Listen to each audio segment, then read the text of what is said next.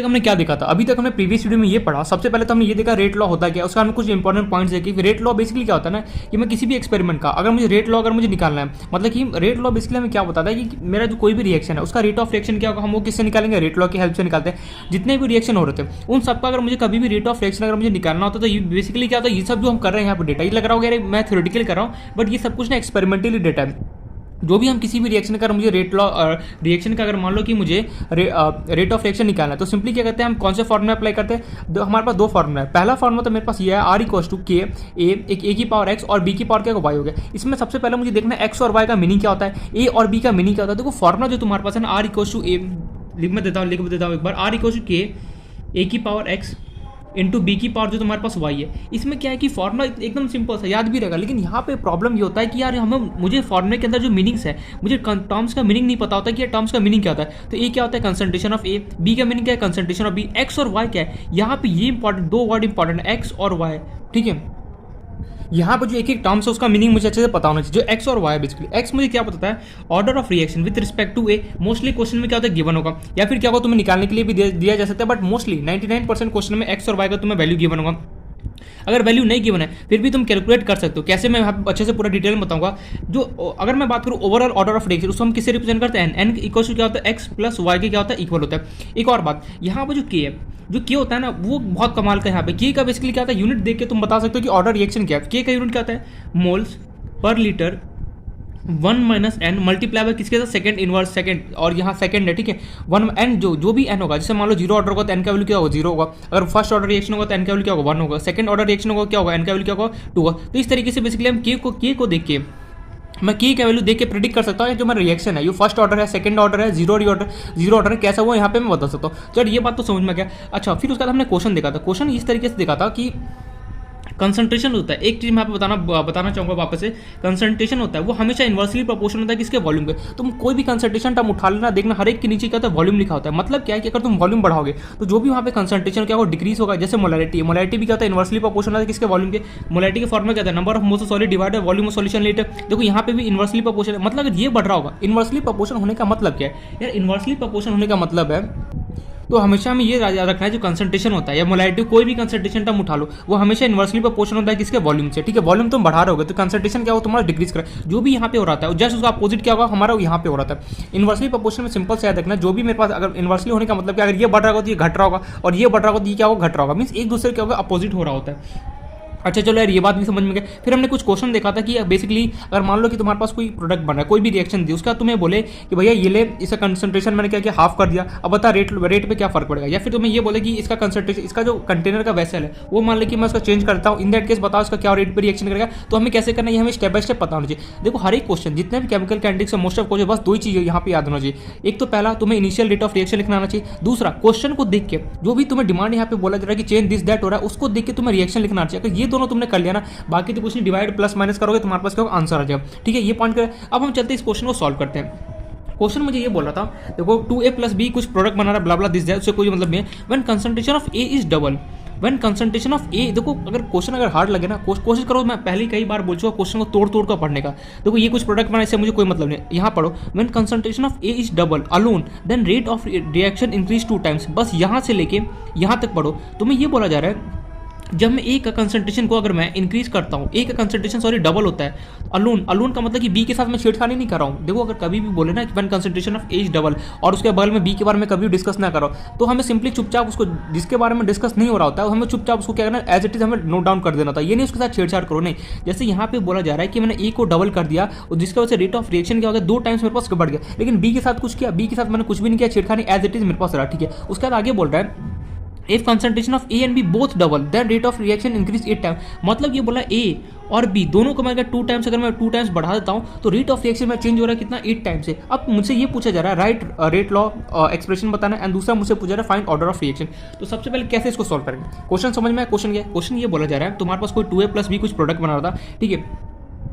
ये बोला था कि 2a + b मेरे पास कोई रिएक्शन है, ठीक है। वो प्रोडक्ट हमें कुछ बना रहा है। देखो ये केमिकल कैंडिडेट्स में बार रिपीट कर रहा हूँ, तुम्हें क्या होगा तुम्हें सिंपली ये सब जो प्रेडिक्ट करिए जो बोल रहा है ना इसको पढ़ के इक्वेशन लिखना आना चाहिए। बस इक्वेशन अगर आ गया समझो अपना काम नहीं पड़ गया। मैं बार इसलिए रिपीट कर रहा हूँ क्योंकि यही पूरा खेल केमिकल कैंडिडेट्स में, क्वेश्चन पढ़ो वहाँ से इक्वेशन बनाओ आगे बढ़ो दैट्स इट। तो यहाँ पे 2a + b से कुछ तुम्हारा प्रोडक्ट बना उससे तुम्हें कोई मतलब नहीं। अब तुम देखो इक्वेशन कैसे लो, इक्वेशन लिखने के लिए क्या करो, क्वेश्चन को तोड़ तोड़ कर पढ़ना स्टार्ट करो। देखो क्या बोला है, when concentration of A is double, मतलब sorry when concentration of A is double alone then rate of reaction increase two time. मतलब कि भैया जब मैं ए की कंसंट्रेशन को इंक्रीज करता हूँ 2 टाइम तो क्या होता है, मेरा रेट ऑफ रिएक्शन क्या होता है, 2 गुना बढ़ता है। ठीक है, पहला इक्वेशन तो यहाँ से आएगा। हमेशा याद रखो एक इक्वेशन देखो, एक तो तुम्हारा इनिशियल स्टार्टिंग वाला इक्वेशन रहेगा, दूसरा इक्वेशन क्या होगा जो यहाँ से पढ़ रहे हो ना वो इक्वेशन देगा तुम्हें। यहाँ पे ये बोला जब तुमने ए की कंसंट्रेशन को 2 गुना बढ़ाया तो तुम्हारे पास क्या होगा, जो रेट ऑफ रिएक्शन है वो भी क्या होगा, 2 गुना बढ़ा। लेकिन बी को मैंने छेड़छाड़ नहीं किया, देखो लिखा भी है 700 अलोन, अलोन मतलब अकेला, मतलब कि मैंने सिर्फ और सिर्फ ए को छेड़ा, ए को डबल किया और बी को मैंने एज इट इज वहाँ पे रहने दिया। चलो ये एक इक्वेशन तो मुझे ये वाला लाइन देने वाला है। दूसरा इक्वेशन कौन देगा, आगे देखो क्या वाला, if concentration of A and B both double, मतलब कि ए और बी दोनों को अगर मैं डबल करता हूँ तो रेट ऑफ रिएक्शन में 8 टाइम्स मेरे पास बढ़ जाता है। एक तो इक्वेशन ये देगा, इन दोनों इक्वेशन को देख के हमें क्या क्वेश्चन को सॉल्व करना पड़ेगा। यार मुझे कैसे पता चला कि ये इक्वेशन देगा और वो कोई दूसरा इक्वेशन नहीं देगा। देखिए इसका सिंपल से ट्रिक होता है, क्या कंसंट्रेशन देखो और रेट ऑफ रिएक्शन देखो, जहाँ एक जोड़ी मिला, कंसंट्रेशन मिला, रेट ऑफ रिएक्शन मिला, एक पेयर मिला, चलो इसका एक इक्वेशन, कंसंट्रेशन देखो फिर यहाँ पे रेट ऑफ रिएक्शन देखो, ये मिला, अब ये दोनों मिलकर क्या एक इक्वेशन देगा। मतलब कंसंट्रेशन और रेट ऑफ रिएक्शन जहाँ पर भी दोनों एक साथ कभी भी क्वेश्चन में गिव ना समझ जाना, वो दोनों मिलकर आपस में मुझे एक इक्वेशन देने वाले। ये पॉइंट हमें क्लियर है। तो अब देखते हैं इक्वेशन कैसे बनाया जाएगा, क्वेश्चन समझ में आ गया, आई होप सो। अब हमें ये देखना है इसको पढ़ के हमें कैसे इक्वेशन बनाते हैं, कैसे क्वेश्चन को सॉल्व करना है। तो हमें पता है यार कभी भी किसी भी रिएक्शन का मुझे रेट निकालना है तो सिंपली फॉर्मूला क्या होता है, रेट ऑफ रिएक्शन का स्मॉल आर से हम इंडिकेट करते हैं। फटाफट बता क्या होता है, के ए की पावर एक्स इंटू बी की पावर वाई। ठीक है, ये तो हमारा इक्वेशन होता है, नॉर्मल फॉर्मूला हमें पता है। इसका नाम तो फर्स्ट दो, इनिशियल तो तुम्हें लिखना ही लिखना है हर एक कंडीशन में। अब आगे पढ़ो क्या बोला, जब तुमने बी को डबल किया, सॉरी ए को जब तुमने डबल किया तो रेट ऑफ रिएक्शन क्या हुआ, तुम्हारे पास 2 गुना बढ़ गया। मतलब कि तुम्हारे पास यहाँ पे हुआ क्या, जो रेट ऑफ रिएक्शन है वो क्या होगा, 2 गुना बढ़ गया। कि ए की कंसंट्रेशन को क्या किया तुमने, डबल किया, इनटू बी को एज इट इज रहने दो। ये तुम्हारा बना सेकंड इक्वेशन। अब आगे क्या बोल रहा था, जब तुमने बी ए और बी दोनों की कंसंट्रेशन को डबल किया तो रेट ऑफ रिएक्शन क्या हो, 8 टाइम्स बढ़ गया। मीन्स 8 आर, देखो ऐसे आर लिखो या फिर ऐसे आर लिखो, दोनों स्मॉल आर ही होता है। इक्वेशन क्या हो गया तुम्हारे पास, के ए को भी तुमने डबल किया एंड तुमने यहाँ पे क्या किया, बी को भी देखो क्या लिखा, A and B both double, means B को भी यहाँ से तुमने डबल किया तो ये हो गया तुम्हारे पास थर्ड इक्वेशन। बस यही तो 3 इक्वेशन यहाँ पे बना था। सबसे पहले तो हमें नॉर्मल जो हमें फॉर्मूला याद ही होना चाहिए किसी भी रिएक्शन का। अगर मुझे रेट ऑफ रिएक्शन निकालना तो कैसे होगा, आर इक्वल्स के ए की पावर एक्स इंटू बी की पावर वाई। चलो ये हो गया। अब उसके बाद आगे का रिएक्शन कैसे बना है तो मैंने पहले ही बोल चुका हूँ, कंसंट्रेशन वर्ड और रेट ऑफ रिएक्शन रिकॉर्ड हो रहा है। हाँ, कंसंट्रेशन वर्ड और रेट ऑफ रिएक्शन दोनों को एक साथ पकड़ो। अगर दोनों वर्ड अगर मिल गया समझ जाए एक इक्वेशन तो ये देगा। मतलब कि पहला इक्वेशन तो बच्चा भी पढ़ के समझ जाएगा कि ए को अगर मैं डबल करता हूँ तो मेरे पास रेट ऑफ रिएक्शन 2 गुना बढ़ता है। तो ये पहला इक्वेशन मैंने ये बनाया। फिर दूसरा इक्वेशन मैंने यहाँ से ये बनाया कि जब मैं ए और बी दोनों के कंसंट्रेशन को अगर मैं इंक्रीज करता हूँ तो मेरे पास क्या होता है, रेट ऑफ रिएक्शन 8 टाइम्स मेरे पास बढ़ता है। ये समझ में आया या नहीं आया, पहले मुझे ये बताओ। ओहो यार कुछ पल्ले नहीं पड़ा, तूने क्या बोला। मैं अभी ये बोलना चाह रहा हूँ कि देख 2a + b से कुछ प्रोडक्ट बना, उससे तुझे कोई मतलब नहीं। इनिशियल तूने किसी भी रिएक्शन का मुझे रेट निकालना तो सिंपल था, ये फॉर्मूला था, मैंने अप्लाई कर दिया। उसके आगे की कहानी क्या है, उसके आगे का स्टोरी बेसिकली ये होता है कि अगर मुझे इक्वेशन कैसे लिखूंगा तो इक्वेशन लिखने के तुम 2 वर्ड को पकड़ो, कंसंट्रेशन और रेट ऑफ रिएक्शन, इन दोनों को पकड़ो। इन दोनों के बीच में जो भी इन्फॉर्मेशन गिरा उससे तुम्हारा एक इक्वेशन आया। फिर आगे पढ़ो, आगे क्या इसके आगे क्या, कंसंट्रेशन और रेट ऑफ रिएक्शन तो एक पेयर मिल रहा है। मैंने बोला बिल्कुल मिलते हैं, कंसंट्रेशन और रेट ऑफ रिएक्शन अगेन ये तो मिल रहा है मुझे 2 वर्ड, ये दोनों मिलकर मुझे एक इक्वेशन देंगे, वही मैंने यहाँ पे लिखा गया। अब तूने क्वेश्चन, अब देखो क्वेश्चन इक्वेशन अगर तुमने लिख लिया ना, क्वेश्चन तुम्हारा 95% क्वेश्चन सॉल्व। आगे कुछ नहीं, वही मैथ्स लगाना है। जो तुमसे पूछा तुम ऑर्डर निकालने के लिए पूछ सकते हैं, या फिर जो पूछा है वो तुम्हें यहाँ पे दे देना है। लेकिन ये इंपॉर्टेंट फैक्टर है, ये तुम्हें लिखना नहीं आना तो बहुत प्रॉब्लम है, इसलिए ध्यान से क्वेश्चन को समझो।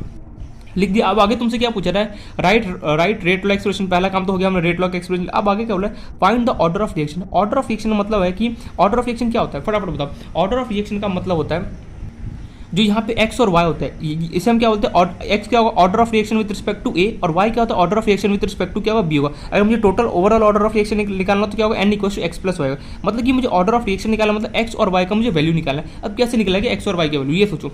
क्वेश्चन समझ में आया। देखो क्वेश्चन, पहला क्वेश्चन तो ये था राइट रेट लॉ एक्सप्रेशन, जो तुमने यहाँ पे लिख दिया। उसके बाद तुमसे ये पूछा जा रहा है find the order of reaction. Order of reaction कौन देता है, जो एक्स होता है और जो वाई होता है, वही तो हमें ऑर्डर ऑफ रिएक्शन देता है। भूल के एक्स क्या होता था बताओ, order of reaction with respect to A, और वाई क्या होता था हमारे पास order of reaction with respect to क्या होता है बी, एंड एक्स + y अगर मैं कर दूंगा टोटल एक्स + y को क्या होता था एन। इसको हम क्या बोलते थे, overall order of reaction basically.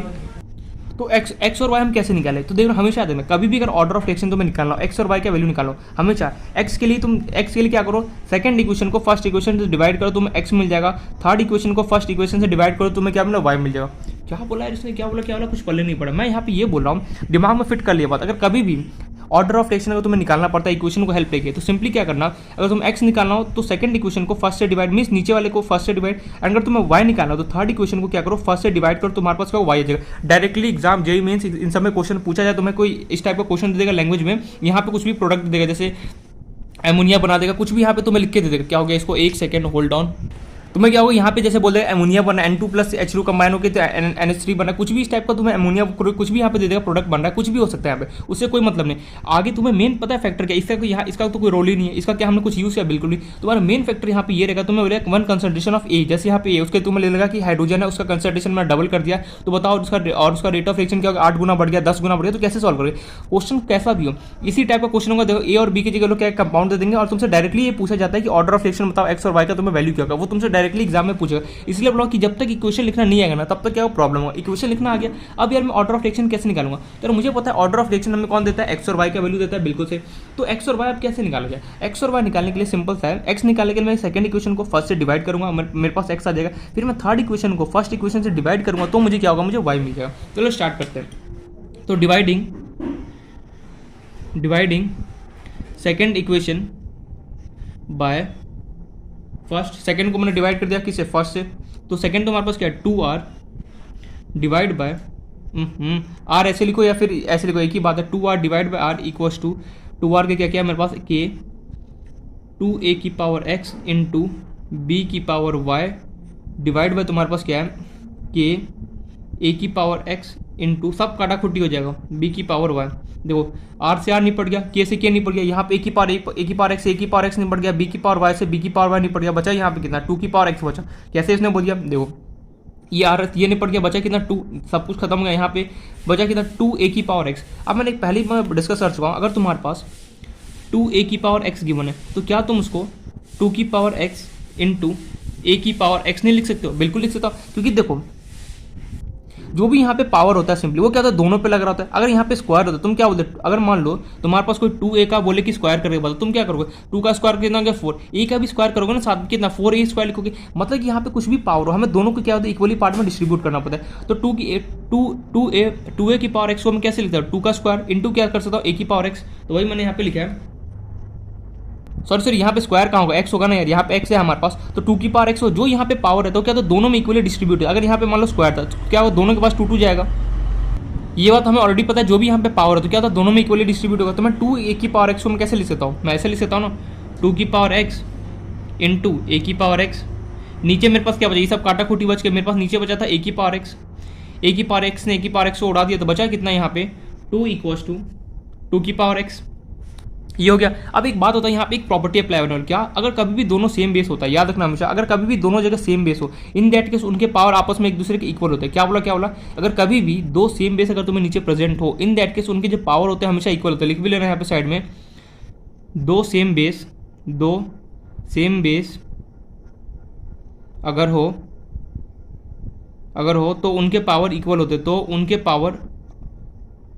Power equal होता है, उनका पावर इक्वल होता है, ठीक है। दो अगर कभी भी तुम्हारे पास सेम बेस हो तो उनके पावर जो होगा ना हमेशा आपस में एक दूसरे के इक्वल होगा। फॉर एग्जांपल जैसे मान लो तुम्हें, एक सेकेंड, जैसे मान लो तुम्हें यहाँ पे ले लूँ मैं 3 की पावर 1 और यहाँ पे ले लूँ मैं 4 की पावर 2, 4 की पावर चलो x लेता हूँ, क्या इन दोनों के पावर आपस में इक्वल होगा, बिल्कुल। यहाँ पे दोनों की जगह सेम बेस होना चाहिए, मतलब कि यहाँ पे 3 है तो यहाँ पे भी 3 होना चाहिए, अगर यहाँ पे 4 है तो यहाँ पे 4, अगर दोनों का अगर बेस अगर मेरे पास सेम रहता है, इन दैट केस इन दोनों के पावर आपस में क्या होगा, आपस में इक्वल होगा, मीन्स x इक्वल टू मैं 1 बोल सकता हूँ। कब, जब दोनों के बेस क्या होता है, यहाँ पर भी 3 होता है, यहाँ पर भी 3 होता है, तो मैं क्या होता है x 1 इक्वल टू x बोला, फिर x इक्वल टू क्या 1 में बोल सकते थे। सेम वही फंडा मैं यहाँ पे लगाऊंगा, दो अगर सेम बेस, यहाँ पे भी 2 है, यहाँ पे भी 2 है, तो इन दोनों के पावर क्या होगा, आपस में इक्वल होगा। लेकिन तुम बोलोगे यार 2 का तो पावर है नहीं, अरे यार किसी का अगर मान लो कोई भी नंबर है उसके ऊपर कुछ भी नहीं करना, तो सिंपली 1 लिख सकते हो ना, तो ये क्या होगा 2 की पावर 1, तो आपस में दोनों सेम बेस है, सेम बेस अगर कभी भी प्रेजेंट हो, इन दैट केस उनका पावर आपस में क्या होता है, इक्वल होता है, मींस x इक्वल टू क्या बोल सकते हो 1, मींस तुम्हारे पास x का ऑर्डर कितना आ गया, फर्स्ट और x इक्वल टू 1 है, इसका मतलब तुम क्या प्रेडिक्ट कर सकते हो,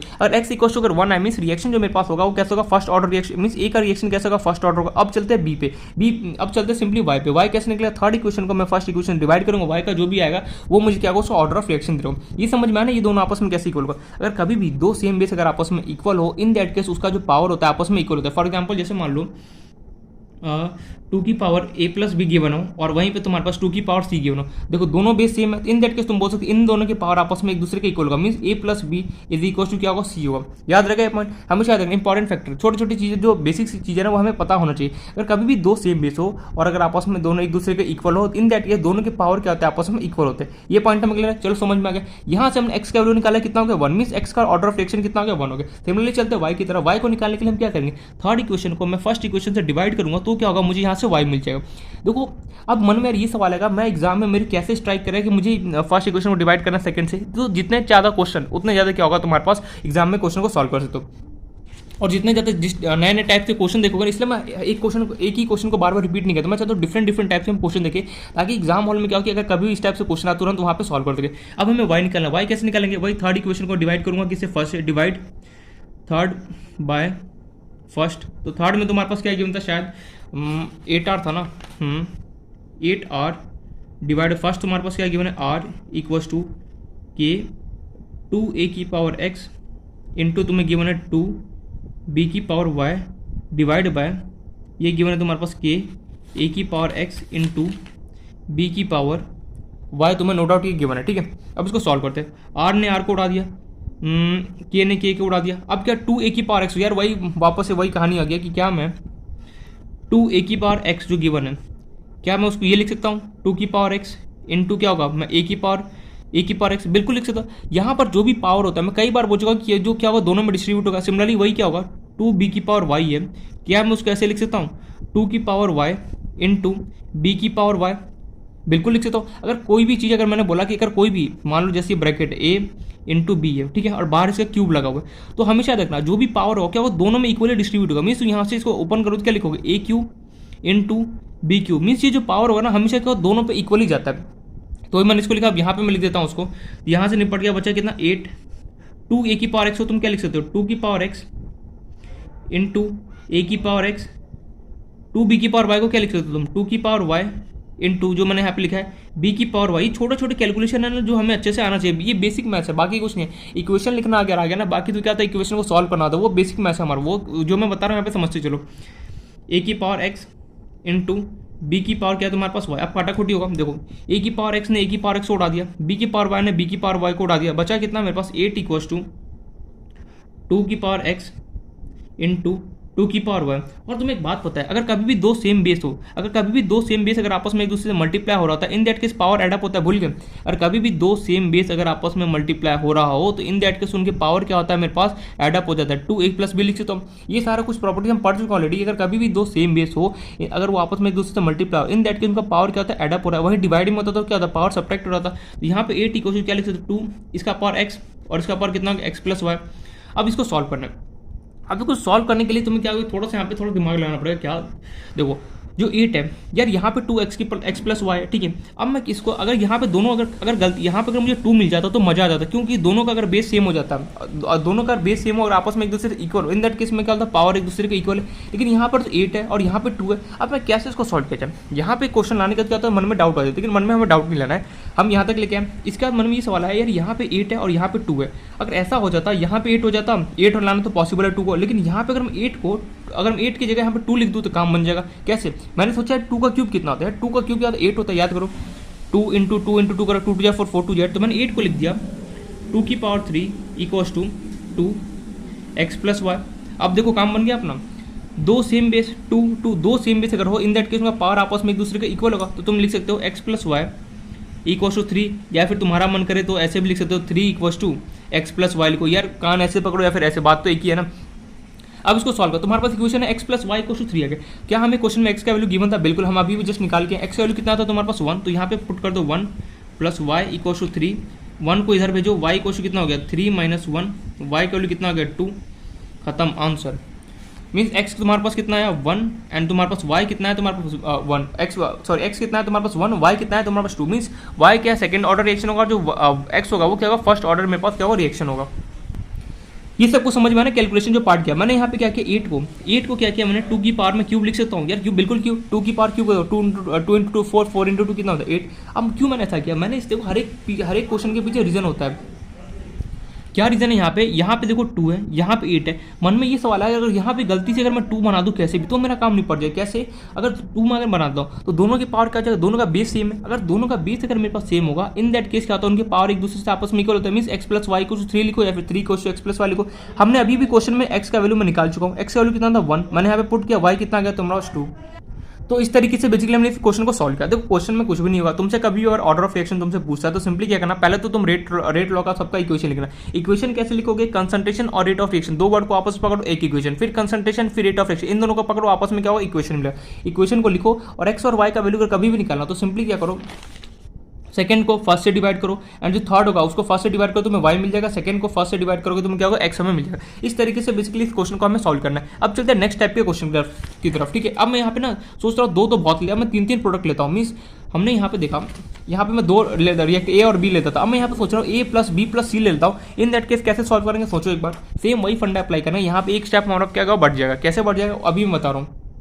जो मेरा क्वेश्चन है थोड़ा सा मैं यहाँ पे क्या करूँ, 3 प्रोडक्ट को ले रहा हूँ। अभी तक तो हमने ए और बी देखा, अब मैं बेसिकली यहाँ पे मैं 3 प्रोडक्ट को अगर मैं लेता हूँ, रिएक्टेंट को लेता हूँ तो कैसा मेरे पास क्वेश्चन बनेगा वो देखना ध्यान से। थोड़ा सा डिफरेंट टाइप का क्वेश्चन है ये, है वही सेम कंसेप्ट वही लगे। हमने अभी तक देखा 2, हम क्या करते थे ए प्लस बी को कंबाइन करते थे, कुछ प्रोडक्ट बनाते थे। यहाँ पे लेटर से मान लो कि मैं 3 रिएक्टेंट ले रहा हूँ और उससे कुछ प्रोडक्ट बनेगा। इन दैट केस कैसे इस क्वेश्चन को सॉल्व करना वो हम यहाँ पे देखेंगे। तो क्वेश्चन वही रहने वाला है, बस यहाँ पे क्या हुआ, थोड़ा सा ये अच्छा क्वेश्चन है, देखना ध्यान से। क्वेश्चन ले रहा हूँ मैं, लेटर से चलो A if A plus 2b plus 4c ले लेते हैं, कुछ भी ले सकते हैं। ए प्लस 2b प्लस 4c मिल गया, मान लो कुछ प्रोडक्ट दे रहा है। देखो यहाँ पे ए बी और सी जो सोचते होगा ना, यार मन में ये क्वेश्चन आता होगा यार ये ए बी और सी है क्या, तो ए और बी सी की जगह तुम कोई भी कंपाउंड का नाम लिख सकते हो। जैसे हाइड्रोजन ले लो, ऑक्सीजन ले लो, नाइट्रो, कुछ भी यहाँ पे कोई भी कंपाउंड प्रेजेंट होगा उससे डरना नहीं है। ठीक है, मैं यहाँ पे कंपाउंड का नाम नहीं लिखता हूँ क्योंकि मैं नहीं सोचता यार कंपाउंड को क्या करूँ, मैं सिंपली ए और बी लिख देता हूँ। समझ जाना, ए और बी मतलब है कोई भी कंपाउंड तुम्हें यहाँ पे उसका नेम गिवन होगा। तो लेटर से ए प्लस 2b प्लस 4c तुम्हें गिवन, देखो डरना मत, ऐसा मत करना है कि क्वेश्चन एग्जाम में क्वेश्चन है, मान लो कि तुम्हारे पास बोले N2 प्लस 3H2 कंबाइन होकर लेटर से NH3 तुम्हें बना रहा है। ठीक है, N2 प्लस 3 जो भी N2 प्लस H2 मिलकर तुम्हारे पास NH3 अमोनिया मेरे पास बना रहा है, तो यहाँ पे ऐसे दे देगा ए और बी की जगह तुम इस टाइप का कुछ रिएक्शन देते, उससे डरना नहीं है। डरना बिल्कुल नहीं, यहाँ पे ए बी और सी की जगह मैं कंपाउंड इसलिए लेता हूँ कि ताकि क्या, और लेने का कोई मतलब नहीं है यहाँ पे, इसलिए मैं यहाँ पे लिखता नहीं हूँ। ठीक है, तो क्वेश्चन तो हमारे पास ए प्लस 2b प्लस 4c मिलकर कुछ प्रोडक्ट बना रहा है। देखना ध्यान से, इंपॉर्टेंट क्वेश्चन है। व्हेन, अच्छा क्वेश्चन है वैसे, when volume of container, when volume of container दिखाई दे रहा है बिल्कुल, when volume of container is double, when volume of container is double, rate of reaction decreases 8 times, rate of reaction decreases 8 times when, आगे तुमसे बोला जा रहा है व्हेन कंसंट्रेशन ऑफ ए, मैं ऐसे लिख दूँ शॉर्ट फॉर्म में, इसका मतलब चलो मैं पूरा लिख देता हूँ। चलो अगर ऐसा कुछ लिखा मिल जाए, समझ जाना कंसंट्रेशन ऑफ ए, अगर डब्बे के अंदर बी लिखो इसका मतलब कंसंट्रेशन ऑफ बी, डब्बे के अंदर सी लिखो इसका मतलब concentration of C. When concentration of, चलो मैं पूरा लिख देता हूँ, कोई फर्क नहीं पड़ता। When concentration of A is double, when concentration of A is double and concentration of B, अब मैं पूरा नहीं लिख रहा, शॉर्ट फॉर्म लिख रहा हूँ, and concentration of B is half, हमने हाफ कर दिया इसको। देन तुमसे बोला जा रहा है इसका रेट ऑफ रिएक्शन जो है, rate of reaction decreases 4 times, rate of reaction decreases 4 times. आगे तुमसे बोला जा रहा है when concentration of C increases 4 times, when concentration of C increases 4 times alone, अकेला alone, then rate of reaction increases, rate of reaction, डरना नहीं, question एकदम सिंपल सा है। मैंने बोला ना बस 2 चीज़ों में यहाँ पे करना है, कंसंट्रेशन और रेट ऑफ रिएक्शन दोनों को पकड़ो, एक इक्वेशन, कंसंट्रेशन और रेट ऑफ रिएक्शन दोनों को पकड़ो, एक ऐसे इक्वेशन बनाना है। Then rate of reaction increases 6 times. तुमसे पूछा जा रहा है राइट, पहले तो वही रेट लॉ का एक्सप्रेशन पूछ लेगा, right rate law expression and also find order of reaction, वही एक्स वाई का value, and also find order of reaction. ये बेसिकली हमारे पास क्वेश्चन है। यार क्वेश्चन तो आ गया मुझे समझ, क्वेश्चन तो मुझे कुछ पल्ले नहीं पड़ा। क्यों? मैंने अभी तक जितने भी क्वेश्चन सॉल्व किए थे वहाँ पे जो भी मैं रिएक्टेंट लेता था वो तो सिर्फ 2 लेता था, लेकिन यहाँ पर तो 3 रिएक्टेंट ले रहा है, ए ले रहा है, बी ले रहा है, सी ले रहा है। यार इस टाइप का क्वेश्चन तो मैंने देखा नहीं। मैंने बोला घबराना मत, तो उससे बिल्कुल एक सेम टू सेम वैसा ही डिटो जो अभी तूने पढ़ा 2 वाला सेम वही है यहाँ पे भी, बस थोड़ा सा यहाँ पे क्या होगा डिफरेंट ये आएगा कि यहाँ पे एक रिएक्शन है ना एक्स्ट्रा आ जाएगा, बाकी कुछ भी नहीं होगा। एक टर्म यहाँ पे एक्स्ट्रा ऐड हो जाएगा जिसका नाम क्या रहेगा, सी रहेगा। अच्छा ठीक है, मान लो कि क्वेश्चन हम क्या बोले, पहले क्वेश्चन पढ़ते हैं। हमें बोला जा रहा है, पहले क्वेश्चन को नोट डाउन करो अच्छे से, आई होप से क्वेश्चन को नोट डाउन हो गया होगा। हमें यहाँ पे क्वेश्चन ये बोला जा रहा है कि मेरे पास a + 2 + 4c मिले कुछ प्रोडक्ट बना रहा है। ठीक है, समझ में आ रहा है प्रोडक्ट बना रहा है। अब आगे या बोला आगे पढ़ो, ये सब तो बकवास बात है, इससे हमें कोई लेना। क्वेश्चन का मेन मुद्दा है ना यहाँ से स्टार्ट होता है। व्हेन वॉल्यूम ऑफ, जो क्वेश्चन लेंथी है नो डाउट, हमें क्या करना है क्वेश्चन को ब्रेक करना है, छोटे छोटे पार्ट में पढ़ना है। जो क्या बोला, when volume of container is double, मतलब कि यार जिस रिएक्शन में मेरे पास स्टार्टिंग में हो रहा था उसको हटा के क्या किया मैंने, कंटेनर को डबल कर दिया, 2 टाइम्स कर दिया कंटेनर को। तो क्या हो रहा है मेरे पास जो रेट ऑफ रिएक्शन है वो क्या कर रहा है, डिक्रीज कर रहा है मेरे पास कितना, 8 टाइम्स से। ये सब इन्फॉर्मेशन गैदर कर दीजिए। और पहला इन्फॉर्मेशन तो तुम्हें क्या मिला, तुमने क्या किया कंटेनर का कंसंट्रेशन तुमने क्या किया डबल कर दिया। वो क्या लिखा, when volume of container is double, sorry concentration बोला, वॉल्यूम जो है वॉल्यूम तुमने क्या किया डबल कर दिया।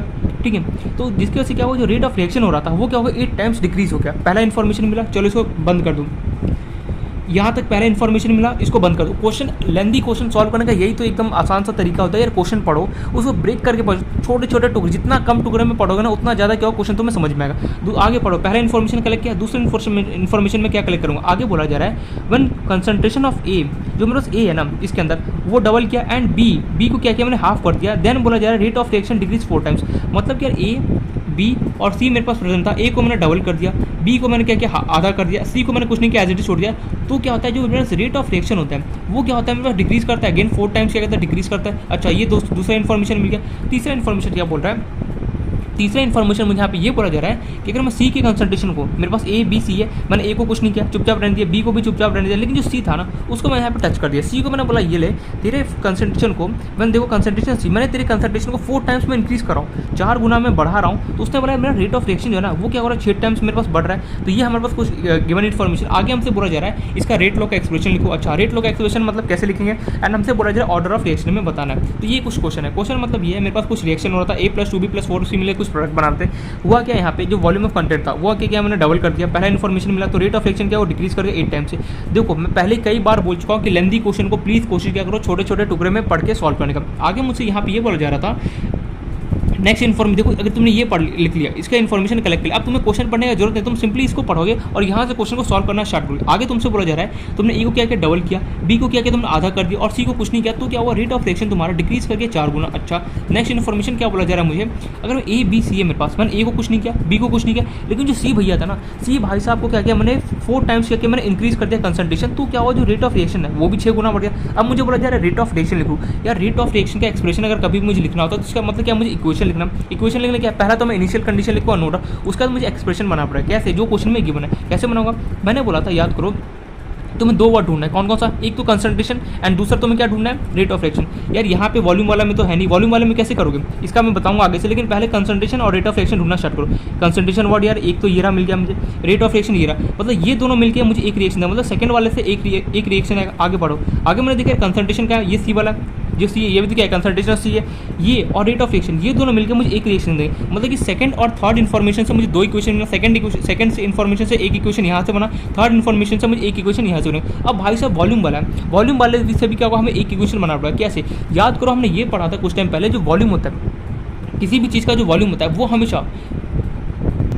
हमेशा क्या होता है कंसंट्रेशन जितने भी टर्म्स है उसके इन्वर्सली प्रोपोर्शन होता है। यार कुछ पल्ले नहीं पड़ा क्या बोला तूने, फिर से रिपीट कर। मैंने ये बोला जितने भी कंसंट्रेशन टर्म्स होते हैं उसके हर के क्या होता है इन्वर्सली प्रोपोर्शन होता है कौन, वॉल्यूम। अगर तुम वॉल्यूम बढ़ाओगे तो कंसंट्रेशन डिक्रीज करेगा, अगर तुम वॉल्यूम को क्या करो घटाओगे तो कंसंट्रेशन क्या करेगा इंक्रीज करेगा। देखो यहाँ पे साफ हो रहा है जब तुम वॉल्यूम को 2 गुना बढ़ा रहे हो, मतलब वो तुम वॉल्यूम 2 गुना यहाँ पे बढ़ाओगे, देखो कंसंट्रेशन सीधे तो पता घट रहा था, देखो कंसंट्रेशन यहाँ पे क्या हो रहा है रेट ऑफ रिएक्शन क्या रहा है डिक्रीज हो रहा है, कितना 8 गुना बढ़ रहा है, 8 टाइम्स क्या डिक्रीज कर रहा है। मतलब कि हम एक बात बताएं कंसंट्रेशन एंड वॉल्यूम में आपस में कैसा रिलेशन, जितने भी कंसंट्रेशन टर्म है, जितने मोलैलिटी ले लो नॉर्मलिटी ले लो, जो भी टर्म्स तुम्हें उठाना है सब में देखना जो वॉल्यूम होता है हमेशा नीचे लिखा था, मीन्स इन्वर्सली होता है। क्यों? क्योंकि अगर तुम वॉल्यूम बढ़ाओगे तो कंसंट जो यहाँ पे हो रहा था जस्ट उसका अपोजिट यहाँ पे हो रहा था। मतलब इतना तो मुझे समझ में आ गया कि कंसंट्रेशन जितने भी टर्म्स है उसको और वॉल्यूम आपस में एक दूसरे से इन्वर्सली प्रोपोर्शन हो रहा होता है, ठीक है। ये बात समझ। अब यहाँ से क्वेश्चन कैसे बनेंगे, तो इस टाइप के यहाँ मैंने ये बताया था, मैंने क्वेश्चन कराया था कुछ टाइम पहले ये भी कि वॉल्यूम अगर तुम्हें गिवन हो तो उससे हमें कैसे क्वेश्चन निकालना था, याद करो फटाफट, उसको एक बार पलटो, वहाँ पे तुम्हें समझ में आएगा कि कभी भी क्वेश्चन में अगर मुझे वॉल्यूम गिवन हो वहाँ से मैं कैसे क्वेश्चन बनाता हूँ। तो अगर तुम्हें वो याद है तो वैल्यूम तो अच्छी बात, अगर नहीं याद है तो थोड़ा सा यहाँ पे क्या प्रॉब्लम आएगा, मैं फिर से यहाँ पे बता रहा हूँ। तो पहले चलो ये क्वेश्चन तो समझ में आ गया। अब देखते हैं हम एक्सप्रेशन लिखना स्टार्ट करते हैं, कैसे लिखेंगे। तो सबसे पहले एक्सप्रेशन हमें लिखना है, तो स्टार्ट करते हैं अपना एक्सप्रेशन लिखना। सबसे पहले तो कैसा भी क्वेश्चन हो 3 दिया हो, रिएक्टेंट 4 दिया हो, 5 दिया हो, 10, उससे मुझे कोई फर्क नहीं पड़ता। मुझे सबसे पहला जो काम करना है बेसिक सा, वो क्या करना है, मुझे इनिशियल अपना रेट लॉ का एक्सप्रेशन लिखना है। क्या होता है, आर इक्वल टू के ए की पावर एक्स बोलते हो तुम, और क्या बोलते हैं बी की पावर वाई हम लिखते हैं। लेकिन इसके साथ एक और नया टर्म ऐड हो जाएगा जिसका नाम है, देखो बस हमने बोला था ना, बस एक इन्फॉर्मेशन यहाँ पे एक्स्ट्रा आने वाला है। देखो ए का तुमने लिख दिया, बी का लिया, लेकिन जो सी है ना वो भी तुम्हारे पास यहाँ पे एडअप हो जाएगा, सी, और उसके आगे तुम लिख दो जेड बस। लेकिन तुम्हारे मन में ये क्वेश्चन आया, एक सेकंड, अब तुम्हारे मन में ये क्वेश्चन आएगा, यार मान लो कि 4 दे दे, मुझे 4 रिएक्टेंट दे दो, तो ऐसा क्वेश्चन जरी हमारे सिलेबस में पॉइंट बनता नहीं, बहुत मुश्किल से, मतलब कि मान लो 0.1% भी चांस नहीं कि तुम्हें 4 रिएक्टेंट दे दे और बोले अच्छा इसका तो रेट लॉ का एक्सप्रेशन लिखे। मैक्सिमम टू मैक्सिमम 2 देता है, मैक्सिमम ज़्यादा से ज़्यादा कहाँ तक खेल सकता है, 3 से ज़्यादा तुम्हें रिएक्टेंट कभी भी नहीं दे सकता वो। देखो 2 था तो ए और बी लिखते थे, 3 तुम्हारे पास यहाँ पे एडअप हो गया था, एक एक्स्ट्रा टर्म मैंने ऐड कर दिया सी, और उसके पावर कितना हो गया जेड। एक्स वाई जेड क्या है, बेसिकली ऑर्डर ऑफ रिएक्शन, इससे घबराना मत कर। सी क्या है, सी हमें इंडिकेट करा है कंसंट्रेशन ऑफ सी, बी क्या इंडिकेट करा है कंसंट्रेशन ऑफ बी, ए क्या रिप्रेजेंट करे कंसंट्रेशन ऑफ ए को मुझे क्या रिप्रेजेंट करा है, एक्स क्या है मेरे पास order of reaction with respect to A, Y क्या order of reaction with respect to B, Z क्या मेरे पास order of reaction with respect to क्या सी है, दैट्स इट। एक यहाँ पे नया टर्म ऐड हो जिसका नाम क्या सी है, बाकी कोई भी यहाँ पे कुछ भी डिफरेंस नहीं, सेम वही है। अब ये पहला तो इसका नाम तो फर्स्ट, ये तो तुम्हें लिखना है हर हाल में। अब तुम्हें क्या करना है, यहाँ से इक्वेशन लिखना स्टार्ट करना है। इक्वेशन कैसे बनाओगे, देखो इक्वेशन बनाने के लिए जो तुमने इन्फॉर्मेशन लिखा वहाँ पे, एक सेकेंड, क्या हो गया इस पेज को, देखो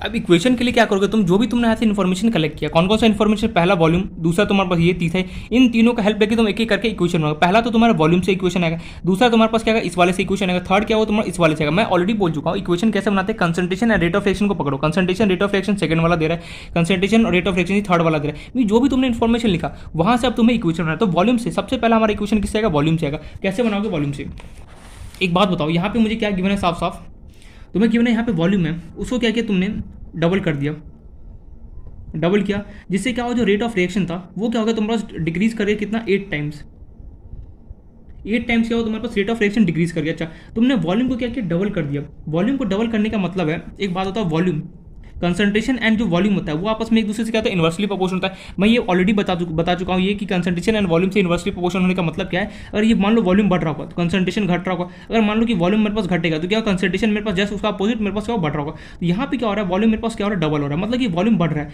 मतलब कि मुझे कंसंट्रेशन क्या होगा, घटाना ही पड़ेगा एनी हाउ, क्योंकि यार इन्वर्सली प्रोपोर्शन होने का यही तो मतलब होता है। अगर एक तेरे पास बढ़ रहा होगा तो दूसरे को तुझे घटाना ही पड़ेगा एनी हाउ, क्योंकि एक दूसरे से इन्वर्सली प्रोपोर्शन, डायरेक्टली तो प्रोपोर्शन नहीं डायरेक्टली होता। अगर मान लो volume is directly proportion to concentration होता है, इसका मतलब क्या होता है, कंसंट्रेशन बढ़ेगा तो वॉल्यूम भी बढ़ेगा, बट ऐसा कुछ तो है नहीं सिनेरियो यहाँ पे।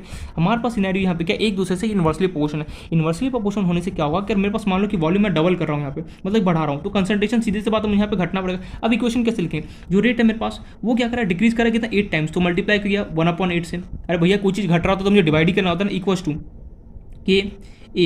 अब देखो ए क्या है, कंसंट्रेशन ऑफ ए। हमें एक बात बता, अगर मैं वॉल्यूम को अगर मैं डबल कर रहा हूँ तो कंसंट्रेशन सीधे से ज़्यादा घट रहा है, कितना डबल कर रहा हूँ, वॉल्यूम को मैंने डबल किया मीन्स 2 टाइम्स बढ़ाया, तो कंसंट्रेशन ऑफ ए क्या होगा, 2 टाइम्स घट रहा होगा। सिमिलरली बी के साथ, बी के क्या है, बी क्या है मेरे पास कंसंट्रेशन ऑफ बी। अगर मान लो कि इसका मैं वॉल्यूम अगर मैं बढ़ा रहा हूँ और कितना बढ़ा रहा हूँ, 2 टाइम्स बढ़ा रहा हूँ, तो क्या होगा, जो मेरे पास बी क्या, जो मेरे पास कंसंट्रेशन हो क्या होगा, 2 टाइम्स घट रहा होगा। और सी के साथ हमने क्या किया, कुछ भी छेड़खानी नहीं किया है, सी के साथ बिल्कुल करेंगे ना, ए और बी सी तीनों मेरे पास एक ही कंटेनर के अंदर प्रेजेंट है, सी के साथ भी सेम वही होगा। अगर मान लो कि तुमने वॉल्यूम बढ़ाया तो क्या होगा, सिमिलरली जो कंसंट्रेशन होगा ये भी क्या होगा, 2 टाइम्स घट रहा होगा, इनटू कितना होगा, इसका नाम दिया सेकंड इक्वेशन। पल्ले नहीं पड़ा क्या लिख दिया, यही तो इंपॉर्टेंट है पूरे का। अगर ये समझ में आ गया तो समझो पूरा खेल समझ में आ गया। क्या हो गया इसको, एक सेकंड ना, देखो यार यहाँ पे हुआ कि मैं वापस से रिपीट कर रहा हूँ। तुम्हारे पास जो कंसंट्रेशन ऑफ जो रेट है वो क्या होगा, 8 टाइम्स तुमने क्या डिक्रीज किया तो क्या होगा 1/8 आ गया, यहाँ तक कोई डाउट किए। अब यहाँ पे मेन फैक्टर है, यहाँ पे तुम्हारे पास क्या हुआ, जो कंसंट्रेशन है वो क्या होता है, इन्वर्सली प्रोपोर्शनल है किसके, वॉल्यूम के। अगर तुम वॉल्यूम को 2 टाइम्स क्या करो, तुम बढ़ा रहे हो, तो सिंपली जो कंसंट्रेशन है वो क्या होगा, 2 टाइम्स मेरे पास घट रहा होगा। अगर मान लो जैसे ये जो क्या होता है तराजू टाइप का मेरे पास होता है, जो वो जो होता है ना इस टाइप का, क्या बोलते हैं जिसमें हम सब कुछ वेट वगैरह करते हैं, ऐसे होता है। तो तुम मान लो यहाँ पे अगर तुम वेट डाल रहे हो तो सीधी सी बात है ये कि अगर यहाँ पे वेट डालो तो क्या होगा, ये नीचे जाएगा और ये क्या ऊपर आएगा। तो मतलब कि सेम यही कहानी यहाँ पे हो रहा है कि अगर वॉल्यूम को 2 टाइम्स अगर तुम बढ़ा रहे हो तो सीधी बात है कंसंट्रेशन दो गुना क्या होगा, घट रहा होगा, 2 टाइम्स घट रहा होगा। तो वही मैंने क्या डिवाइड किया 2 से। अगर मान लो 1 सेकंड के लिए अगर तुम्हारे पास जो वॉल्यूम है वो 2 टाइम्स मान लो तुम्हारे पास यहाँ पे घट रहा होता, तो क्या होता है कंसंट्रेशन 2 टाइम्स मेरे पास क्या होता बढ़ रहा होता। इन दैट केस में क्या होता 2 से मल्टीप्लाई करता, ना कि 2 से मैं डिवाइड करता। ओहो, ये एक्सप्रेशन समझना बहुत बहुत ज़्यादा इंपॉर्टेंट है, क्योंकि अगर रट्टाफिकेशन मारे तो बिल्कुल प्रॉब्लम हो जाएगा। यहाँ पे मैं ये बोल रहा हूँ, देखो प्लीज़ समझने की कोशिश करना। मैं यहाँ पे ये बोलना चाह रहा हूँ कि एक मैं इसको इरेज कर देता हूँ, फिर पूरा एक्सप्लेन करता हूँ फिर से। देखो ध्यान से, मैं यहाँ पे ये बोल रहा हूँ जैसे कंसंट्रेशन है इन्वर्स, ये जो वॉल्यूम है ना इसी के साथ पता है एग्जाम में बहुत घुमाता है, बहुत ज़्यादा यहाँ पे घुमा रहा होता है, इसलिए बोल रहा हूँ कि ध्यान समझना। तो कंसंट्रेशन है इन्वर्सली प्रोपोर्शनल है किसके, वॉल्यूम के, ठीक है। यहाँ पे अगर मान लो कि जो वॉल्यूम है वो क्या हो रहा है, तुम 2 गुना तुमने घटा दिया तो कंसंट्रेशन होगा वो सीधे से बात है क्या होगा, 2 गुना मेरे पास क्या होगा बढ़ रहा होगा, बढ़ेगा। बिल्कुल सही। एक दूसरे से इन्वर्सली प्रोपोर्शनल होने का मतलब क्या होता है कि अगर यहाँ पे घट रहा है तो ये क्या होगा बढ़ रहा होगा। अगर मान लो कि तुम 2 गुना वॉल्यूम को बढ़ा देते या फिर जितना गुना बढ़ाना है तो क्या होता है कंसंट्रेशन क्या होता है 2 टाइम्स क्या होता है घट रहा होता। तो घट रहा होगा तो तुमने डिवाइड किया। लेकिन अगर मान लो कि घट रहा है, मान लो तुम्हारे पास क्या है कि वॉल्यूम है, वॉल्यूम तुम बढ़ा रहे हो तो सीधी बात है जैसे उसका अपोजिट क्या कंसंट्रेशन घट रहा होगा, कितना 2 टाइम्स घटा तो डिवाइड कर दिया तुमने। लेकिन अगर मान लो ऐसा होता, क्वेश्चन में ऐसा कुछ होता कंसंट्रेशन और वॉल्यूम है, मान लो कि जो वॉल्यूम है वो क्या होता है 2 टाइम्स हो रहा है, तुम मान लो कि 4 टाइम्स तुमने घटा दिया। अगर तुम 4 टाइम्स को तुम डिक्रीज करोगे तो जो कंसंट्रेशन हो क्या होगा 4 टाइम्स मेरे पास इंक्रीज करेगा। क्यों, जो भी यहाँ पे हो रहा था जस्ट उसका अपोजिट क्या होता है यहाँ पे हो रहा था। इन दैट केस अगर इंक्रीज कर रहा होता तो यहाँ पे मैं मल्टीप्लाई करता। यहाँ पे डिवाइड मैंने इसलिए किया क्योंकि जो मेरे पास वॉल्यूम और कंसंट्रेशन एक दूसरे के इन्वर्सली प्रोपोर्शन, अगर मेरे पास वॉल्यूम 2 गुना बढ़ रहा होगा तो कंसंट्रेशन क्या होगा 2 गुना मेरे पास घट रहा होगा, और घट रहा है तो सिंपली मुझे डिवाइड करना पड़ा सब में से। ये पॉइंट हमें क्लियर है। तो पहला एक्सप्रेशन तो ये आ गया। अब तो बाकी सब सिंपल जैसा है, ये समझ में आ गया। नेक्स्ट इक्वेशन किससे आएगा, नेक्स्ट इक्वेशन इससे आएगा। ए है वो उसको डबल किया, बी है उसको मैंने हाफ कर दिया, जो सी है उसको एज इट इज रहने दिया। तो यहाँ से एक्सप्रेशन आया रेट कितना तुम्हारे पास यहाँ पे घटा है फिर बढ़ा, 4 टाइम्स क्या होगा रेट तुम्हारे पास डिक्रीज हुआ तो अगेन तुम्हें 4 से मल्टीप्लाई करना पड़ेगा। घटा तो अगर कोई चीज़ घट रहा होगा तो सिंपली क्या होता है तुम्हें डिवाइड करना होता है, अगर कोई चीज़ बढ़ रहा होता है तो सिंपली मुझे क्या होता है मल्टीप्लाई करना होता है। आगे देखो जो ए है, ए का क्या कि तुमने कंसंट्रेशन को डबल कर दिया, मीन्स क्या होगा 2a हो गया।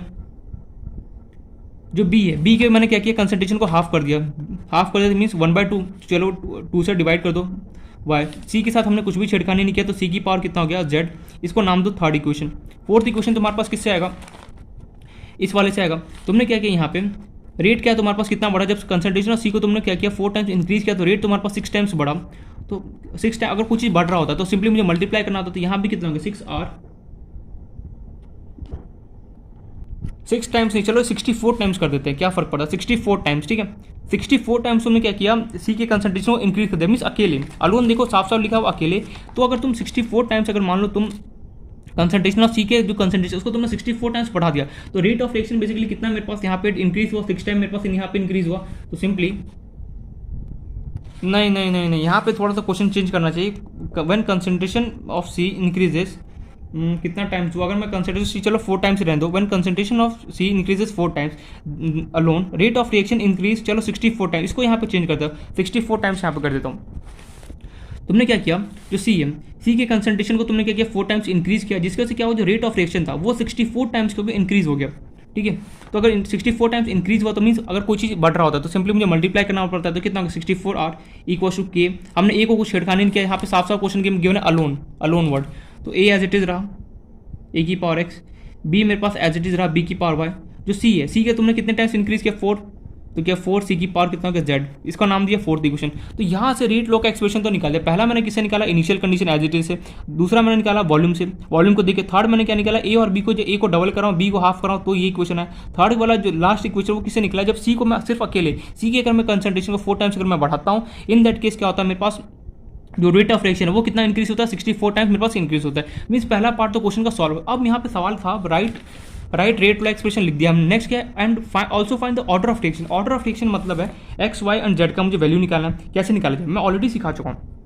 तुम्हें अगर एक्स का वैल्यू निकालना है सेकंड को फर्स्ट इक्वेशन से डिवाइड करो एक्स आ जाएगा, वाई निकालना है थर्ड इक्वेशन को फर्स्ट से डिवाइड करो तुम्हारे पास क्या होगा वाई आ जाएगा। अगर तुम्हें जेड निकालना है, जेड निकालने के लिए फोर्थ इक्वेशन को क्या करो फर्स्ट से डिवाइड करो तुम्हारे पास क्या होगा यहाँ पे जेड आ जाएगा। कैसे निकालेंगे ये थोड़ा सा अच्छा क्वेश्चन है इसलिए यहाँ पे मैंने जानबूझ के कराया। अब देखो इक्वेशन को हमें सॉल्व करना है। तो सबसे पहले हम करेंगे डिवाइड, वही करना है डिवाइड करूंगा सेकंड को फर्स्ट से तो यहाँ से एक्स का कुछ एक्सप्रेशन आएगा, फिर डिवाइड करूंगा थर्ड को फर्स्ट से तो क्या होगा वाई का एक्सप्रेशन आएगा, फिर ऐसे करके थोड़ा सॉल्व हमें करना पड़ेगा यहाँ पे। तो अगर स्टार्ट करते हैं अपना डिवाइड, कुछ नहीं है बस मैथ्स वाला पोर्शन बचा। तो देखो डिवाइड हमें करना है, डिवाइड तुम चाहो तो सेकंड को फर्स्ट से डिवाइड कर सकते हो, या फिर तुम चाहो तो फर्स्ट को सेकंड से भी डिवाइड कर, अपने ऊपर चॉइस है। तो मैं इसमें थोड़ा सा चेंज कर रहा हूँ, मैं यहाँ पे करूँ डिवाइड फर्स्ट बाय सेकंड। तो फर्स्ट बाय सेकंड से डिवाइड करूँ 8 डिवाइड बाय कितना हो गया मेरे पास R/8 इक्वल्स टू कितना है हमारे पास हम 8। सबसे पहले R का एक्सप्रेशन लिखा मैंने k a की पावर x इंटू बी की पावर y इंटू सी की power z divide by R/8 का मेरे पास एक्सप्रेशन क्या था k a की पावर 2x b की पावर 2y c की पावर 2z। ठीक है, इसको सॉल्व करते हैं। तो ये जो 8 है, 8 तो क्या होगा ऊपर चला जाएगा यार, a divide by b divide by c वाला कभी भी फॉर्मेट हो जो c होता है क्या होता है ऊपर चला जाता है। तो यहाँ पे कितना होगा 8r divide by r equals to ये एज इट इज रहा a की पावर x इंटू बी की पावर y इंटू सी की power z as it is. इसको थोड़ा सा हम सॉल्व करते हैं। ये कि a/2 की पावर x है, जो मेरे पास a/2 की पावर x गिवन है, इसको क्या मैं ऐसे नहीं लिख सकता हूँ, ये मेरे पास गिवन है a डिवाइड बाई 2 की पावर x गिवन है। ठीक है, इसको मैं कैसे लिख सकता हूँ a की power x into divide by 2 की पावर x। अरे भैया जो पावर होता है क्या होता है दोनों में इक्वली डिस्ट्रीब्यूट होता है, वही मैं यहाँ पे बताना चाह रहा हूँ, तो वही मैंने यहाँ पे लिख रहा हूँ इसको। देखो यहाँ पे थोड़ा सा आई नो स्ट्रेसफुल हो रहा होगा कि यार क्या हो रहा है मेरे साथ, लेकिन थोड़ा सा जब तक प्रैक्टिस करोगे ना तभी जाके यहाँ पे समझ में आने वाला। ऐसे यहाँ पे मतलब कि कुछ है नहीं शॉर्टकट की मैं बता दूँ शॉर्टकट चलो एक्सप्रेशन लिख दिया क्वेश्चन सॉल्व नहीं, ऐसा कोई शॉर्टकट नहीं है। लॉन्ग प्रोसेस है कि आपको फॉलो करना पड़ेगा। देखो एग्जाम में 3 इक्वेशन 3 मतलब कि रिएक्टेंट तो बहुत मुश्किल से देता है, मुश्किल से मैक्सिमम टू मैक्सिमम 2 के साथ खेल रहा होगा, इससे ज़्यादा तो देता नहीं हो। बट फिर भी अगर 3 देते तो क्या फर्क पड़ता है, कैसे करना मैं ऑलरेडी बता चुका हूँ। यहाँ पे हो गया 2 की पावर x, सिमिलरली b/2 की था मैं इसको लिख सकता हूँ मैं क्या b की पावर y डिवाइड बाय कितना 2 की पावर y। सिमिलरली यहाँ पे कितना हो गया c की पावर z डिवाइड बाय कितना हो गया 2 की पावर कितना हो गया z। अब देखो सॉल्व करते हैं काटा कुटी, r ने r को उड़ाया, a की पावर x ने a की पावर x को उड़ाया, b की पावर y ने b की पावर y को उड़ा दिया, c की पावर z ने c की पावर z को उड़ा दिया। तो बचा कितना यहाँ पे 8 और k ने k को उड़ाया, यहाँ बचा 8 इक्वल्स टू यहाँ पे तो कुछ बचा नहीं, यहाँ पे 1 नीचे मेरे पास कितना बचा 1/2 की पावर x इंटू 1/2 की पावर y इंटू 1 कितना बचा 2 की पावर z, 2 की पावर x इंटू 2 की पावर y इंटू 2 की पावर z सबको ऊपर भेज दो यहाँ। तो ये हो गया 8 इक्वल्स टू 2 की पावर x इंटू 2 की पावर y इंटू 2 की पावर z। और अगर हमें पता है एक बात अगर कभी भी सबका अगर बेस सेम हो इन दैट केस पावर क्या होता है एडअप हो जाता है। तो यहाँ से आगे 8 इक्वल्स टू 2 x की power x plus y plus कितना हो गया z। भैया सबका बेस सेम है ना 2 2 2, तो इसका पावर कितना एडअप हो जाएगा x प्लस y प्लस कितना हो गया z हो गया। कुछ नहीं, मेरा काम बस यहीं पर था, केमिस्ट्री यहाँ पे अपना पूरा खत्म हो चुका है। अभी आगे का जो पोर्शन है वो सिंपली क्या मैथ्स वाला पोर्शन है, बस वही कैलकुलेशन करना है, इक्वेशन करना, डिवाइड करना, दिस दैट करो, अपने पास इक्वेशन आ जाएगा। बट फिर मैं बता रहा हूँ तो पहले यहाँ से 8 इक्वल्स 2 की power x plus y plus z है यार, यहाँ से तो ना तो x है ना y है ना z है, किसी तीनों में से किसी एक का भी वैल्यू नहीं। मैंने बोला कोई बात नहीं, इसको क्या कर डब्बे में बंद कर दे, जो हो रहा है अपन बढ़ते चलो आगे। पहला काम हो गया, अब तुम सिंपली क्या करो y निकालने के लिए क्या करोगे थर्ड इक्वेशन को इसका यूज हो गया कर लिया। अब इसको थर्ड इक्वेशन क्या करो फर्स्ट से डिवाइड कर दो। देखो हमारे मैंने ऑलरेडी कई बार बोल चुका हूँ, पहले ही बोल चुका हूँ कि अगर कभी भी एक्स वाई जेड अगर एक्स और वाई निकाला क्या करो सेकंड को फर्स्ट से डिवाइड करो, अपने ऊपर चॉइस होता है। तुम चाहो तो फर्स्ट को सेकंड से कर सकते हो या फिर सेकंड को फर्स्ट से कर सकते हो, दोनों में से कोई भी कर सकते हो, जो इजी लगे वो कर सकते हो। वाई निकालना सिंपली क्या करो थर्ड को क्या करो फर्स्ट से डिवाइड करो या फिर फर्स्ट को थर्ड से भी कर सकते हो, दोनों में से कोई भी चॉइस है। सिमिलरली यहाँ पर जेड निकालने के लिए क्या करोगे फोर्थ को फर्स्ट से डिवाइड करो या फिर फर्स्ट को फोर्थ से डिवाइड कर सकते हो, अपने ऊपर चॉइस है। तो चलो पहला काम हो गया, अब हमें दूसरा काम करना है। दूसरा काम कर क्या करना है, वाई के लिए मुझे यहाँ पे निकालना, तो मैं यहाँ पे लिख रहा हूँ वाई के लिए क्या करूँगा डिवाइड, इस बार मैं चलो थर्ड को क्या करता हूँ divide third by first, third को लिया और फर्स्ट से डिवाइड किया। तुम्हारा मन करता है फर्स्ट को थर्ड से डिवाइड करेंगे तो वो भी मैं कर सकता, तो अपने ऊपर क्या तो चॉइस होता है। तो थर्ड इक्वेशन क्या है मेरे पास r डिवाइड बाय 4 और फर्स्ट मेरे पास क्या था r इक्वल्स टू r/4 का मेरे पास क्या है k 2a की पावर x इंटू, डरना नहीं इन सारे क्वेश्चन को देख के, ठीक है, b की power b/2 divide by y। देखो एग्जाम में पॉइंट ऑफ व्यू में जेई मेंस में इतना लेंथी क्वेश्चन तो कभी नहीं देगा, वो सिंपली क्या देगा तुम्हें 2 रिएक्टेंट देगा और कुछ प्रोडक्ट बनाएगा, उससे तुम्हें रेट लॉ ऑफ एक्सप्रेशन पूछ सकता है या फिर ऑर्डर ऑफ रिएक्शन पूछेगा। अभी तो प्रीवियस ईयर क्वेश्चन उठा के देखना तब समझ में आएगा कि क्या अभी चैप्टर क्या है। अभी तो बेसिकली हमने 30% ही इसका कवर अप किया।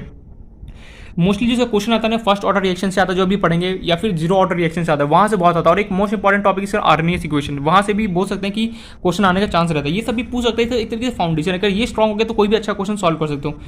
तो एनीवे जो भी है, सी की पावर कितना था z डिवाइड बाय फर्स्ट का क्या था k a की पावर x इंटू b की पावर कितना y इंटू c की पावर कितना हो गया z। उसी वही कैलकुलेशन वाला पार्ट है, थोड़ा काटा खोटी। तो इसको मैं क्या लिख सकता हूँ, ये हो गया r 4r को इसको नीचे बैठा दो, क्या हो गया ये 4 नीचे चला कितना होगा 4r इक्वल टू कितना होगा k 2a की पावर x है, तो मैं क्या इसको ऐसे लिख सकता हूँ 2 की पावर x इंटू ए की पावर एक्स बिल्कुल लिख सकते हैं, पावर दोनों में इक्वली बांट दिया। सिमिलरली यहाँ पे हमने किया b/2, तो इसको मैं लिख सकता हूँ b की पावर y डिवाइड बाय कितना हो गया 2 की पावर y, और ये मेरे पास कितना हो गया c की पावर z को तो एज इट इज़ रहने दिया, डिवाइड बाय यहाँ पे k a की पावर x इंटू था मेरे पास b की पावर y इक्वल टू कितना था c की पावर कितना हो गया z, काटा खोटी। तो यहाँ से मेरे पास निपट गया, 4 ने 4 को उड़ा दिया, k ने k को उड़ा दिया, a की पावर x ने a की पावर x को उड़ा दिया, b की पावर y ने b की पावर y को उड़ा दिया, c की पावर z ने c की पावर z को उड़ा दिया। तो बचा कितना 4 इक्वल टू यहाँ से हो गया मेरे पास 4 इक्वल टू यहाँ पे हो गया हमारे पास सिमिलरली कितना क्या क्या क्या बचा यहाँ पे 2 की पावर x, और क्या बचा यहाँ पे a की पावर x निपट गया, ये हो गया 1/2 की पावर y, और ये सब नहीं पड़े। तो इसको मैं क्या लिख सकता हूँ 4 इक्वल टू क्या हो गया मेरे पास 2 की पावर x डिवाइड बाय कितना हो गया 2 की पावर y। और हमें एक बात पता है, अगर कभी भी दो सेम बेस हो और अगर वो दो सेम बेस अगर आपस में डिवाइड हो, इन दैट केस का पावर क्या होता है सब्ट्रैक्ट होता है। तो यहाँ से लिख सकते हैं 4 इक्वल टू 2x माइनस कितना हो गया y, इसको भी एक डब्बे, यहाँ से भी कुछ भी हमारे पास नहीं है, मैंने बोला कोई बात नहीं, ना यहाँ x है ना y है, मैंने बोला इसको भी डब्बे में बंद कर दिया। अब हमारे पास एक लास्ट ना यहाँ से x आया ना y है ना z, कुछ भी नहीं, यहाँ से भी सॉल्व किया नहीं, यहाँ से भी मेरे पास ना x आया ना y है ना z है। अब बचा तो बचा गया, अब हमें सिंपली क्या होगा लास्ट इक्वेशन बचा उसी के सहारे। अगर लास्ट इक्वेशन हमें कुछ नहीं दिया तो फिर क्या होगा, हमें थोड़ा सा दिमाग लगाना पड़ेगा। ठीक है, करते हैं सॉल्व। लास्ट इक्वेशन बचा दिस, इसको क्या करूँगा डिवाइड करूँगा किससे, फर्स्ट वाले से। तो यहाँ पर मैं कर रहा हूँ डिवाइड, दिखाई दे रहा है ना, बिल्कुल डिवाइड करूँगा किसको, फोर्थ को किससे, फर्स्ट से। Divide fourth by first, fourth तुम्हें गिवन है कितना 64r डिवाइड बाय कितना हो गया r इक्वल्स टू, दिखाई दे रहा है बिल्कुल, ये तुम्हें गिवन था k a की पावर x इंटू बी, कुछ नहीं यार मैथ्स बचा, यहाँ पे कैलकुलेशन थोड़ा सा लेंदी हो गया, कोई नहीं, 4c की पावर z, मुझे लगा था आसानी से हो जाएगा। ये हो गया k a की पावर x इंटू बी की पावर कितना गया y इंटू सी की पावर कितना गया z। सॉल्व करते हैं, यहाँ से r ने r को उड़ा दिया, x k ने k को उड़ा दिया, a की पावर x ने a की पावर x को उड़ा दिया, b की पावर y ने b की पावर y को उड़ा दिया, c की पावर z ने c की पावर z को उड़ जाएगा यहाँ पे। तो बचा कितना यहाँ पे 64 इक्वल्स टू 4 की पावर कितना z। चलो ये यहाँ से मेरा थर्ड डब्बा आया, पहला डब्बा, दूसरा डब्बा, थर्ड डब्बा। अब इन तीनों डब्बे को हमें सॉल्व करना होगा। देखो यहाँ पे लग रहा है कि देखो मैं यहाँ पे यही बोलूँगा कि क्वेश्चन आई नो कि थोड़ा सा लेंदी है, थोड़ा सा ट्रिकी हो गया। यहाँ पे थोड़ा सा मैं देखो मेन तो मेरा काम यहीं पे था, उसका तो मैं एक्स वाई जेड का वैल्यू निकालना। एक्स वाई जेड का वैल्यू कैसे निकालो, डिवाइड कर करके निकालोगे, वो मैं ऑलरेडी बता चुका हूँ। लेकिन मैं यहाँ पे इसलिए देखो कैलकुलेशन वाला लेंदी हुई, कैलकुलेशन वाला क्वेश्चन अगर लेंदी हो जाए तो एग्जाम में ये सच उसको छोड़ दो और नेक्स्ट क्वेश्चन की तरफ स्किप कर जाओ। अगर मानो तुमने क्वेश्चन को सॉल्व किया और लग रहा है कि कैलकुलेशन बहुत ज़्यादा लेंदी हो रहा है, मतलब कि मैक्सिमम टू मैक्सिमम एग्जाम में 3 से 4 मिनट भी मुश्किल से देना कोई भी क्वेश्चन को, उससे लगे उससे ज़्यादा अगर तुमने दे दिया सिंपली आगे बढ़ो क्वेश्चन नेक्स्ट की तरफ। क्योंकि अगर इसी क्वेश्चन में अगर मान लो एग्जाम में ये क्वेश्चन आता और इसी पर अटक गए, कुछ क्वेश्चन एग्जाम में ऐसे आता है जिसको हमें स्किप करना ही पड़ता है, नहीं स्किप करने के लिए हमें दिया जाता है। कोई फुल में से फुल मार्क्स कभी नहीं लाता है, वो सुनते हो ना 100 परसेंटाइल, तो 100 परसेंटाइल भी कभी फुल नहीं होता है। वैसे मान लो 300 है, जेईई में क्या होता है परसेंटाइल सिस्टम में बता ही चुका हूँ। तो कभी मान लो कि 300 में से 300 नहीं है तो उसके भी 270 260 उस पर भी 100 परसेंटाइल मिल जाते हैं। ऐसे परसेंटाइल सिस्टम बहुत अजीब सा है, मैं बता ही चुका हूँ कि 90 परसेंटाइल आएगा तुम्हारे मार्क्स कितना होगा 70 मार्क्स के आसपास रहेगा, जस्ट तुम क्वालिफाई करोगे। इसलिए कभी भी ये नहीं सोचना है कि सारे क्वेश्चन में करना है, कुछ क्वेश्चन में स्किप करने के लिए भी होता है कि इस क्वेश्चन को स्किप करके हम आगे बढ़े, क्योंकि उसमें लेंथ क्वेश्चन में क्या होता है कि बहुत ज़्यादा लेंथी तक उसी क्वेश्चन में रह गया तो बाकी क्वेश्चन का वो निकल जाएगा। अब हम क्या करें, इन तीनों डब्बे को उठाओ और सॉल्व करो, यहाँ से एक्स वाई और जेड का हमें वैल्यू निकालना है। तो पहला जो डब्बा निकल के आया था वो था मेरे पास 8 इक्वल्स टू 2 की power x plus y plus z. दूसरा डब्बा जो मेरे पास था वो था 4 इक्वल्स टू 2 की पावर एक्स माइनस वाई, और थर्ड जो डब्बा था वो था 64 इक्वल्स टू 4 की पावर जेड। यार यहाँ से ना तो एक्स आया ना वाई आया ना जेड, तीनों में से कुछ नहीं, अब कैसे सॉल्व किया जाए। मैंने बोला देख 8 है, 8 को क्या यहाँ पे 8 है और यहाँ पे 2 है। 2 ने बोला काश यहाँ पे मेरे पास 2 होता तो मजा ही आता था, क्या होता दोनों के पावर इक्वल है। मैंने बोला बिल्कुल सही, तो मैंने 8 को सोचा क्यों ना मैं 2 के मैं कन्वर्ट करूँ, कैसे करूँगा। हमें अब ये भी जस्ट देखे 2 की पावर क्यूब इक्वल टू क्या होगा 2 की power x plus y plus z. और हमें पता है कभी भी अगर दो सेम बेस हो, अगर दोनों आपस में इक्वल हो, इन दैट केस तो दोनों अगर सेम बेस हो तो सिंपली मैं यहाँ पे लिख सकता हूँ क्या, दोनों का पावर आपस में इक्वल हो जाएगा, x plus y plus z equal to कितना गया 3। चलो यहाँ से पहला काम तो हो गया, इसको बारी। अब ये 4 यहाँ पे 4 है और यहाँ पे 2 है। 2 ने बोला काश यार यहाँ पे 2 है तो मजा आता है। मैंने बोला बिल्कुल 4 को क्या 2 में कन्वर्ट कर सकता, बिल्कुल सही। 2 का स्क्वायर कर दे क्या होता है 4, तो सिंपली इसको मैंने लिख दिया 2 का स्क्वायर इक्वल टू 2 की पावर एक्स माइनस वाई। दोनों अगर सेम बेस हो, इन दैट केस क्या होता है पावर एक दूसरे के इक्वल होता है, means 2 equal to x minus y लिखो, या फिर मैं लिख सकता हूँ x minus y equal to 2। एक डब्बा ये 2 है भैया 2 एंड 64 और यहाँ पे क्या 4 है। 4 ने बोला काश यार यहाँ पे मेरे पास, काश यहाँ पे 4 हो जाता तो मजा आई। तो मैंने बोला यार 64 को क्या 4 में कन्वर्ट कर सकता हूँ। मैं सोचना पड़ा, मैंने बोला सोचते चलो, मैंने ये सोचा यार 64 को बिल्कुल कर सकता हूँ। कैसे? 4 का क्यूब कर। 4 का क्यूब कैसे? 4 का क्यूब मैं करूँगा 4 इंटू 4 इंटू 4, 4 4 या 16, 16 4 या कितना होता 64। तो मैंने इसको लिख दिया 4 का क्यूब इक्वल्स टू 4 की पावर z, दोनों अगर मेरे पास सेम बेस हो, इन दैट केस पावर क्या होता है एक दूसरे की इक्वल हो जाती है, z है। तो यहाँ z का वैल्यू तो मेरे पास आ गया 3, मीन्स z का ऑर्डर ऑफ रिएक्शन कितना होगा 3 होगा। ये तो समझ में आ गया। अब यार कहीं से यहाँ पे अब मैंने सोचा मेरे पास z आ गया, अब बचा x और y। अब x और y कैसे निकाला जाए? मैंने बोला इस z का z इक्वल टू 3 को ले और इस इक्वेशन में पुट कर दे। इसका नाम दे लेते से कितना दे दो, 5th दे दो, इसको नाम दो, इसको 6 दे दो, इसको दे दो 7th। Put z equals to 3 in, ये जे एडवांस टाइप के क्वेश्चन होते हैं। मीन्स एडवांस टाइप को तो नहीं बोल सकते, मीन्स अच्छा बोर्ड में भी कई बार इस टाइप का क्वेश्चन पूछ लेता है। अच्छा क्वेश्चन है। Put z equal to 3 in equation 5, तो क्या हो गया x प्लस वाई, z की जगह तुमने पुट कर दिया कितना 3 इक्वल टू कितना हो गया यहाँ से। देखो देखने में लग रहा है बहुत ज़्यादा लेंदी क्वेश्चन है, बट सीरियसली बता रहा हूँ ये बोर्ड में भी कई बार डायरेक्टली पूछा जा सकता है क्वेश्चन, कई बार बोर्ड में पूछ लेता है ये।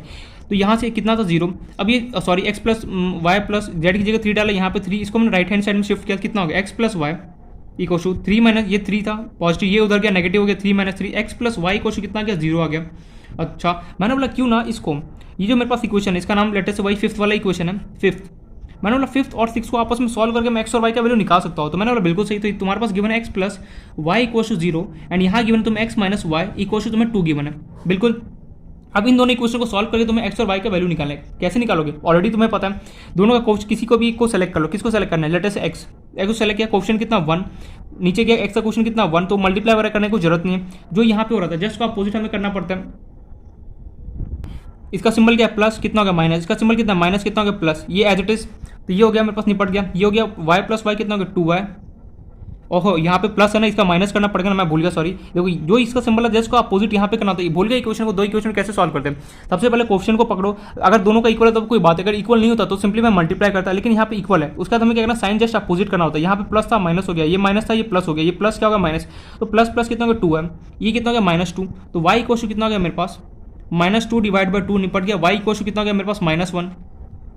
अब सिंपली y को इक्वल टू -1 किसी भी इक्वेशन में पुट कर दो, किस में पुट करना है, चलो 6 में पुट कर देता हूँ। Put y equals to -1 in equation 6, तो ये हो गया तुम्हारा x माइनस वाई की जगह तुमने पुट किया -1 इक्वल्स टू कितना था 2, तो ये हो गया माइनस माइनस कितना +2। तो ये बेसिकली तुमने इसको यहाँ पे राइट हैंड साइड में शिफ्ट करो, कितना गया 2 - 1, तो x का वैल्यू कितना गया 1। तो सिमिलरली तुम्हारे पास यहाँ पे आंसर आ गया x इक्वल टू कितना है 1, y इक्वल टू कितना है तुम्हारे पास -1, z इक्वल टू कितना है 3। तो मीन्स x का ऑर्डर कैसे होगा, फर्स्ट ऑर्डर रिएक्शन होगा, y कैसे होगा नेगेटिव ऑर्डर रिएक्शन होगा, z होगा क्या होगा थर्ड ऑर्डर रिएक्शन होगा। तो इस तरीके से बेसिकली हमने सॉल्व करके यहाँ पे क्वेश्चन को x, y और z को वैल्यू निकाला। तो कैलकुलेशन आई नो लेंदी था, लेकिन कैलकुलेशन सीखना इतना इंपॉर्टेंट नहीं हो तो तुम कर ही लोगे, ठीक है। बाद में मेन इंपॉर्टेंट था तुम्हारे पास ये इक्वेशन लिखना। अगर ये इक्वेशन लिखना अगर तुम्हें अगर अच्छे से आ गया ना, समझो बहुत बहुत बहुत अच्छा हो गया। यहाँ पे अगर नहीं आया तो यहाँ पे थोड़ा सा प्रॉब्लम की बात है, क्योंकि देखो कितना भी ट्रिकी क्वेश्चन हो, कैलकुलेशन तो चलो बहुत आसान होता है, एग्जाम में तुम्हें सिंपल कैलकुलेशन देगा, लेकिन ये इक्वेशन ना तुम्हें खुद से लिखना पड़ेगा। ये इक्वेशन तुम्हें लिखना नहीं है तो क्या होगा, यहाँ पे प्रॉब्लम वाली बात है। वॉल्यूम से कैसे इक्वेशन लिखते हैं मैं ऑलरेडी बता चुका हूँ, तो आई होप सो ये समझ में आ गया होगा कि कैसे बेसिकली हमें कुछ इक्वेशन को कैसे लिखना होता है। अब हमारे पास क्या है, कुछ इंपॉर्टेंट पॉइंट्स है रिगार्डिंग रिएक्टेंट्स क्या मैं वो यहाँ पे मैं लिखाता हूँ, फिर हम चलेंगे नेक्स्ट जो हमारा टॉपिक है उसका हमें स्टार्ट करना है।